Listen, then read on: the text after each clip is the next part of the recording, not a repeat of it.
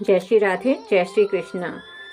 परमा एकादशी की आप सभी को हार्दिक शुभकामनाएं। परमा एकादशी व्रत कथा।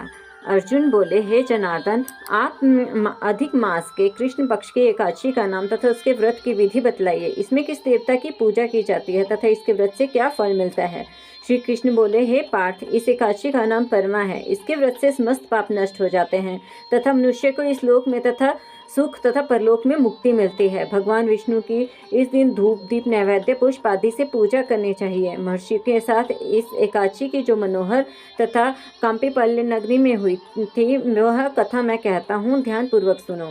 काम्पिल्य नगरी में सुमेधा नाम का अत्यंत धर्मात्मा ब्राह्मण रहता था। उसकी स्त्री अत्यंत पवित्र तथा पतिव्रता थी। पूर्व के किसी पाप के कारण यह दंपत्ति अत्यंत दरिद्र था। उस ब्राह्मण की पत्नी अपने पति की सेवा करती रहती थी तथा अतिथि को अन्न देकर स्वयं भूखी रह जाती थी। एक दिन सुमेधा अपनी पत्नी से बोला, हे प्रिय, गृहस्थी धन के बिना नहीं चलती, इसलिए मैं परदेश जाकर कुछ उद्योग करूं। उसकी पत्नी बोली, हे प्राणनाथ, पति अच्छा और बुरा जो भी कहे पत्नी को वही करना चाहिए। मनुष्य को पूर्व जन्म के कर्मों का फल मिलता है। विधाता ने भाग्य में जो कुछ लिखा है वह टाले भी नहीं टलता। हे प्राणनाथ, आपको कहीं जाने की आवश्यकता नहीं, जो भाग्य में होगा वो यहीं मिल जाएगा। पत्नी की सलाह मानकर ब्राह्मण परदेश नहीं गया। एक समय कौंडिन्य मुनि जी उस जगह पर आए। उन्हें देखकर सुमेधा और उनकी पत्नी ने प्रणाम किया और बोले, आज हम धन्य हुए, आपके दर्शन से हमारा जीवन सफल हुआ। मुनि को उन्होंने आसन तथा भोजन दिया। भोजन के पश्चात पतिव्रता बोली, हे मुनिवर, मेरे भाग्य से आप आ गए हैं। मुझे पूर्ण विश्वास है अब मेरी दरिद्रता शीघ्र ही नष्ट होने वाली है। आप हमारी दरिद्रता नष्ट करने के लिए उपाय बताएं। इस पर कौंडिन्य मुनि बोले, अधिक मास यानी मल मास की कृष्ण पक्ष की परमा एकादशी के व्रत से समस्त पाप दुख और दरिद्रता आदि नष्ट हो जाते हैं। जो मनुष्य इस व्रत को करता है वह धनवान हो जाता है। इस व्रत में कीर्तन भजन आदि सहित रात्रि जागरण करना चाहिए। महादेव जी ने कुबेर को इसी व्रत के करने से धनाध्यक्ष बना दिया है। फिर मुनि कौंडिन्य ने उन्हें परमा एकादशी के व्रत की विधि कही सुनाई। मुनि बोले, हे ब्राह्मणी, इस दिन प्रातः काल नित्य कर्म से निवृत्त होकर विधि पूर्वक पंचरात्रि व्रत करना चाहिए। जो मनुष्य 5 दिन तक निर्जल करते हैं वे अपने माता पिता और स्त्री सहित स्वर्गलोक को जाते हैं। जो 5 दिन तक केवल संध्या भोजन करते हैं वे स्वर्ग को जाते हैं। जो स्नान करके 5 दिन तक ब्राह्मणों को भोजन कराते हैं वे समस्त संसार को भोजन कराने का पुण्य पाते हैं।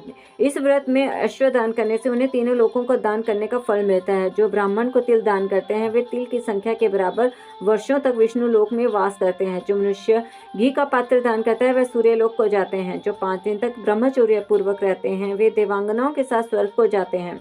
तुम भी अपने पति के साथ इस व्रत को करो, इससे तुम्हें अवश्य ही जीवन में सिद्धि और मरणोपरांत स्वर्ग की प्राप्ति होगी। हे ब्राह्मणी, तुम अपने पति के साथ इसी व्रत को करो, इससे तुम्हें अवश्य ही सिद्धि और अंत में स्वर्ग की प्राप्ति होगी। कौंडिन्य मुनि के कहे अनुसार उन्होंने परमा एकादशी के व्रत को 5 दिन तक किया। व्रत समाप्त होने पर ब्राह्मण की पत्नी ने एक राजकुमार को अपने यहाँ आते हुए देखा। राजकुमार ने ब्राह्मणी जी की प्रेरणा से उन्हें आजीविका के लिए एक गांव और एक उत्तम घर जो सब वस्तुओं से परिपूर्ण था रहने के लिए दिया। दोनों इस व्रत के प्रभाव से इस लोक में अनंत सुख भोगकर अंत में स्वर्ग लोक को गए। हे पार्थ, जो मनुष्य परमा एकादशी का व्रत करता है उसे समस्त तीर्थ यज्ञों का फल मिलता है। जिस प्रकार संसार में 4 पैर वाले में गौ, देवताओं में इंद्रराज श्रेष्ठ है, उसी प्रकार मासों में अधिक मास उत्तम है। इस मास में पंचरात्रि अत्यंत पुण्य देने वाली है। उसके व्रत से समस्त पाप नष्ट हो जाते हैं और पुण्यमय लोकों की प्राप्ति होती है। बोलिए बांके बिहारी लाल की जय। यदि आपको यह परमा एकादशी व्रत कथा अच्छी लगी तो कृपया इस वीडियो को लाइक करें, शेयर करें और सब्सक्राइब करें। जय श्री राधे, जय श्री कृष्ण।